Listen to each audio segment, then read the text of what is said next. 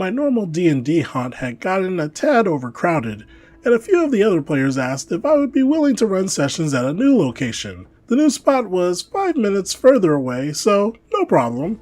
Fast forward to the first session. I get a text a few hours prior to the game asking me to bring snacks on my way. Again, not a problem.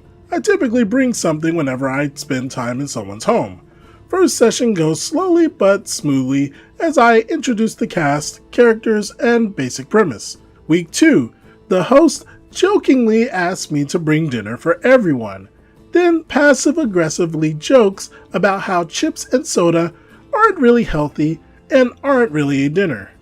The host also invited 2 more players, so I had to make characters and introduce them to the session as well. Won't lie, it went slower than I would have liked, but the new players have questions. As the night wraps up, our host starts talking about how he wants dragons to play a big part in the campaign. I mentioned that he can count on that eventually, then I head home.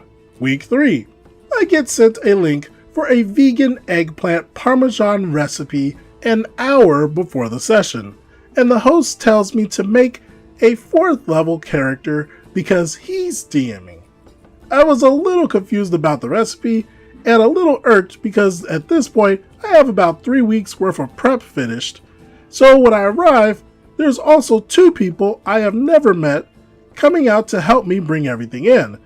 It threw me off a bit and we laughed thinking this was a case of mistaken identity.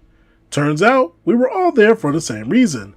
Our host was shocked that I failed to make and bring dinner for 10 people on an hour's notice and apologized to everyone.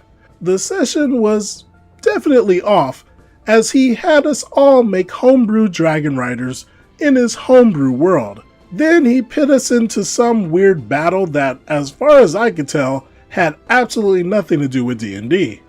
Week 4, we hashed out the dinner confusion a few days prior. I wasn't feeding anyone, and if he wanted to provide a meal, that was on him. So he supplied a bag of grapes and room temperature tap water as our banquet. I also noticed that aside from him, I didn't recognize any of the other 11 people there for D&D. After a delayed start, people going for food, we sat at the table and our host handed me a few pieces of scrap paper with names and sketches of stick people fighting winged sticks with fire. You can DM again, just pick up where I left off and let us use the dragons as our characters now. Everyone was shocked when I packed up to leave and started freaking out about wanting their money back. Yep, he was charging them $20 for dinner and dragons, his new business startup.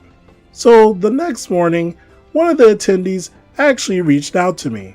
She apologized for the earful she gave me on the way to my car. Apparently the customers were acquaintances of his that he invited to play. The $20 wasn't supposed to be a cover, it was just some of them being polite and chipping in for food instead of bringing it. He gave back the money that he had collected, but no one is buying his story about how it was going to be a surprise for me at the end of the night. In the end, he lost friends over this.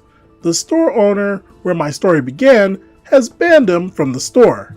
She messaged me through the store's website. His dream of being a paid head DM are dashed, and I'm reaching out to my original players to start playing at my place. And the only money that will be involved will be going to the delivery drivers. But yeah, I feel bad for some of those players because they were excited enough to play that they were willing to donate just to try. It takes a certain kind of person to try to make money off of someone like that. Who knows what would have happened if he wasn't so demanding. The fact that he tried to do things last minute really irks me, but what do you all think about this situation?